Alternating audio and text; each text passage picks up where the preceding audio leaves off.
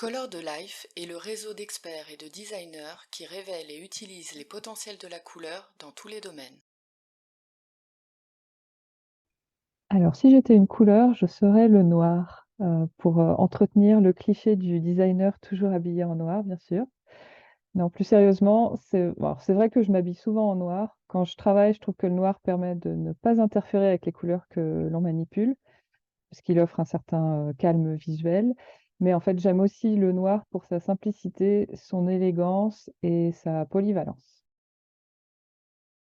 Alors, pour moi, la couleur est essentielle, omniprésente et surtout un peu magique, parce qu'elle influence les émotions, les perceptions et les expériences des utilisateurs.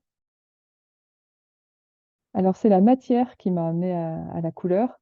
À l'origine, j'ai une double formation d'ingénieur matériaux de l'INSA de Lyon. Donc, je suis ingénieur sciences et génie des matériaux et j'ai aussi un master de recherche en sciences des matériaux de l'Université de Lyon. Et donc designer industriel avec un master à l'Université de technologie de Compiègne. J'ai commencé ma carrière comme designer junior en charge des matériaux innovants au sein du département de design couleur et matière du groupe Renault Automobile. Et c'est là que j'ai réellement découvert l'univers de la couleur qui complétait un fort intérêt personnel en tant que créatif. Et également parce que la couleur fait partie de moi, car je suis synesthète graphème couleur. J'avais jamais pensé à en parler jusqu'à aujourd'hui, jusqu'à ce que je rencontre Color the Life.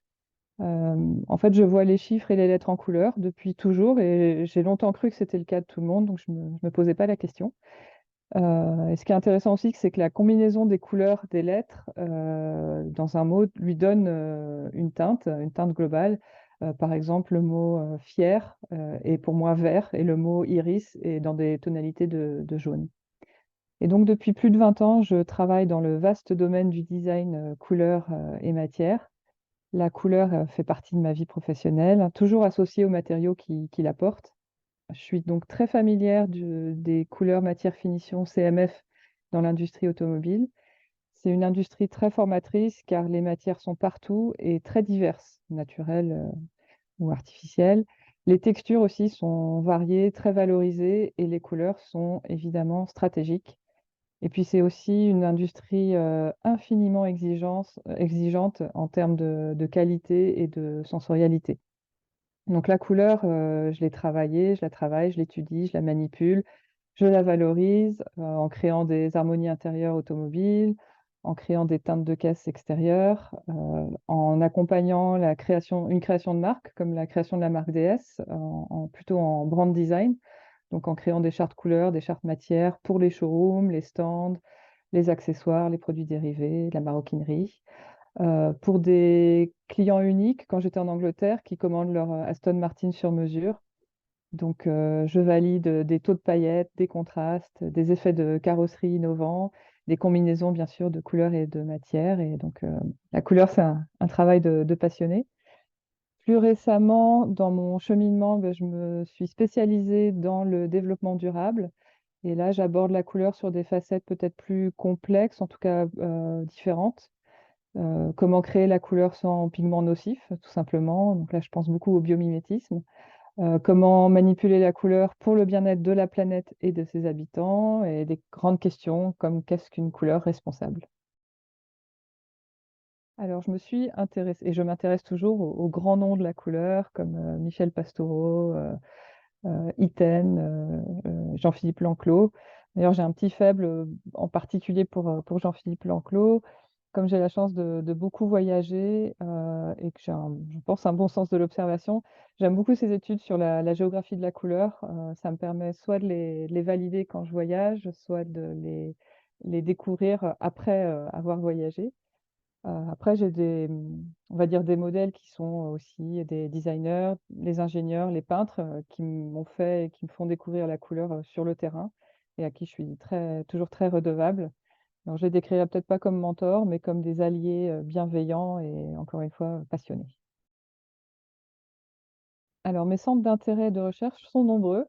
Alors, je commencerai par les matériaux, alors principalement d'aspect, mais pas que. Je suis assoiffée de connaître les nouvelles matières qui apparaissent, en particulier celles qui sont créées voire même ressusciter, pour correspondre aux exigences durables.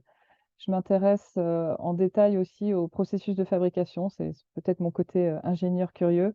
J'adore visiter des sites de fabrication, que ce soit l'atelier d'un artisan plisseur ou une usine, d'assemblage automobile.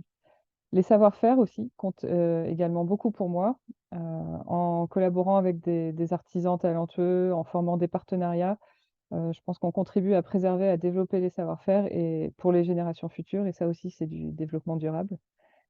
Et donc plus généralement l'approche, pluridisciplinaire, l'approche collaborative, particulièrement dans la quête d'une durabilité et de performance améliorée, ça me paraît clé pour les années à venir. Le côté artisan, designer, créateurs qui deviennent scientifiques, alchimistes, ou globalement entrepreneurs à mission.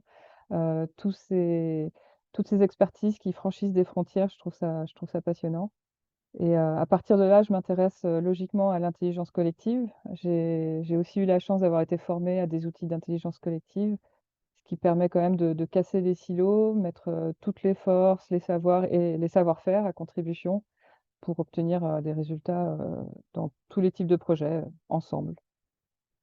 Et puis après, à une échelle encore plus grande, on va dire qu'un travail d'intelligence collective, je m'intéresse aussi aux changements organisationnels au sein des entreprises au sens large. Les changements, en particulier les changements nécessaires pour faire circuler, accepter les idées ou ou les projets qui sont dits à impact. Dans le domaine du développement durable, c'est une stratégie d'organisation bien particulière qui peut mener au succès. On ne pousse pas ce genre de sujet comme n'importe quel autre sujet et c'est plus difficile de le faire aboutir, enfin de les faire aboutir dans des organisations hiérarchiques traditionnelles, par exemple. Et puis, ces derniers temps, un autre, centre d'intérêt une ancienne connaissance, avec, laquelle je renoue, que j'avais croisée pendant mes études, c'est le biomimétisme ou comment s'inspirer de la nature sans forcément la copier, telle quelle.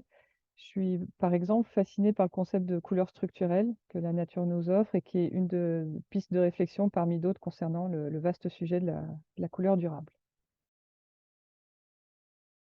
Alors je pense que mon expertise, enfin mon approche est singulière, par mon côté, on va dire hybride, au croisement d'une expertise solide dans le métier du design couleur et matière encore plus, on va dire, et de l'innovation matériaux et le croisement avec les compétences durables, renforcées.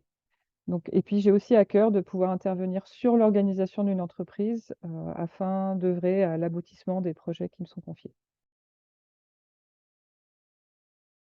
Alors le plus satisfaisant, je crois que c'est quand même quand les clients ont comme un déclic, on voit dans leur regard, justement qu'ils ne voient plus les choses pareilles, qu'ils s'approprient, le résultat du travail qu'on a effectué ensemble et ça me fait vraiment sentir, utile.